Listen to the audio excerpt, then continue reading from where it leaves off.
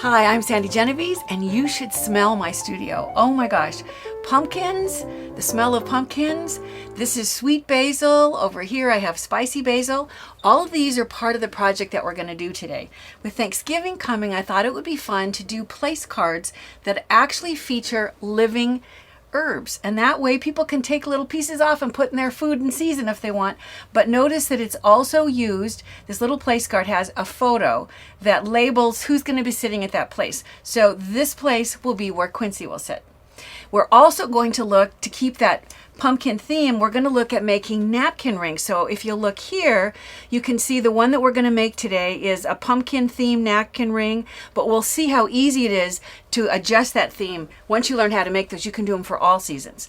We're going to start with this. So if I turn it around, you'll see all it is just a pumpkin that's been hollowed out, and I've just placed an herb, a growing herb inside, sweet basil in this case, and then I have a sweet little picture of Quincy inside. So here's how I started.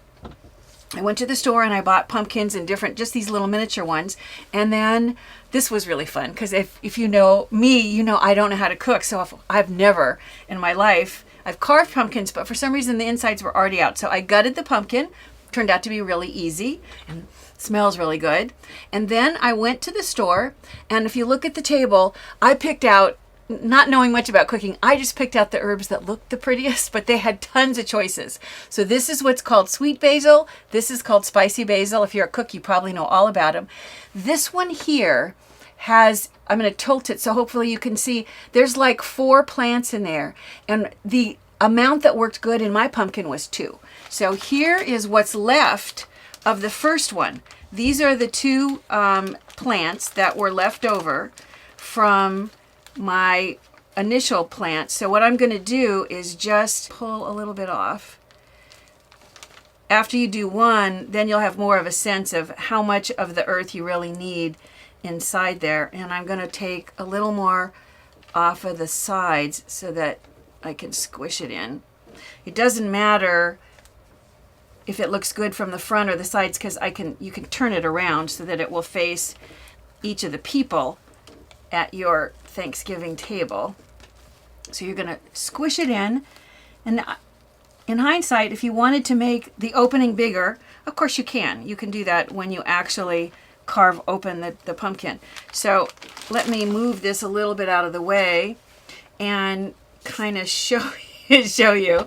Let me see if I can get rid of some of that dirt. But as you would go back and clean this off, but as you turn it, you can see how fun it is, and you can squish it, the earth down even more if you want. I can feel that there's plenty of room to push that in. There we go. So here you get that quickly and easily. But now you want to look at putting the photo place card or the label that's going to identify who's going to actually be sitting with this plant. So I'll bring this up and show you what I did. What I did was I started with photos of everybody, all the guests. What's really fun is this is Quincy. This is Quincy's mom when she was a little girl. I tell you, the young kids love to see what their parents look like when they were little. So if you have old photos, I think it's cool to use those. What you want to do is take, and I just put a little bit of adhesive on the back, just enough, this is removable adhesive, to hold it so that I can place it with a piece of this is patterned paper, and I'm going to push down, and then that will hold the 2 layers together long enough for me to go ahead and cut around Quincy. So I am going to start cutting, and this way I'm cutting out her photo, as well as I'm going to have the matching shape cut out of the patterned paper. The purpose is so that I'll have 2 layers and I can sandwich either a bamboo skewer or a toothpick, or if you are a coffee drinker, a wooden stir stick. Any of those things are great to use as the stick that's going to be sandwiched in between these 2 layers. You can see how nice it is. Just that little dab of adhesive is enough to hold it nicely together so that it really stays together long enough to cut the 2 shapes out. So what you'll end up with now is a cute picture of Quincy, minus the dirt off my fingers. And when I separate this, you can see how easily this will just come right back apart so that I can now place the wooden stick in between. Now it depends what kind of herb you're using.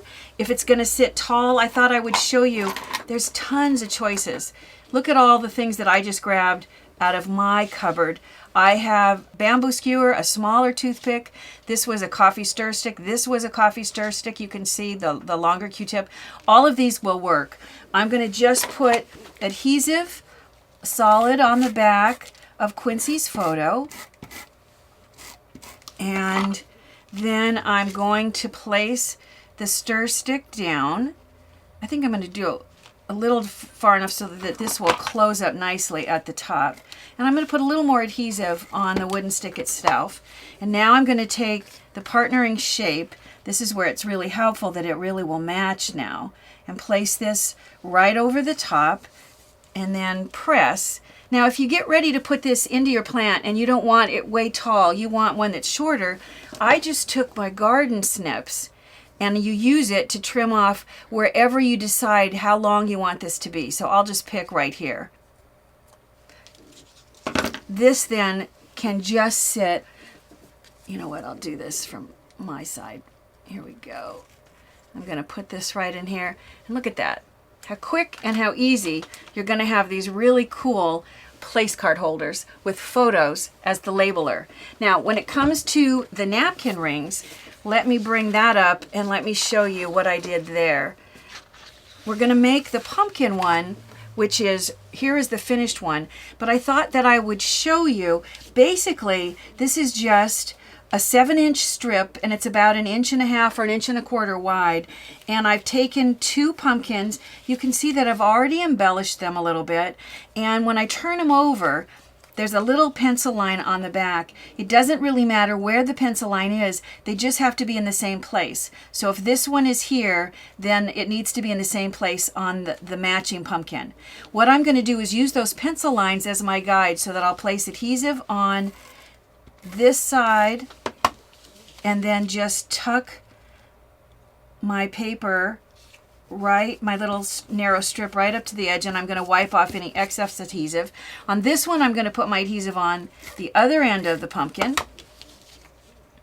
and tuck this right up against the pencil line. And then, and I can see that I need to move this. I want it to be placed in a similar position to the pumpkin on the other side. So I don't even have to worry about erasing those pencil lines because it's going to be the back.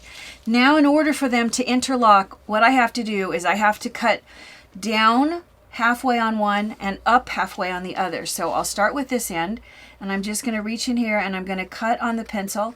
And I say halfway, but I actually go a tiny bit more just because it makes it easier. And then on this one, I'm going to start at the bottom and cut about halfway up, or a little more than halfway, so that now when you pull the two around, all you need to do, I'll try to do this so you can see, is use those slits to interlock the pumpkins. And look how quickly and easily you put together this really cool napkin ring. And this one is pumpkin shaped, but look at the table. This is such a fun idea that you can do all year round. Here I did one that's leaf shaped, which could also be sort of a fall thing, but a star, a butterfly. Here you can see a heart. Valentine's Day is several months away, but this idea can be used for really anything. You know, even a trip to the grocery store, it's likely to yield some really unique craft possibilities.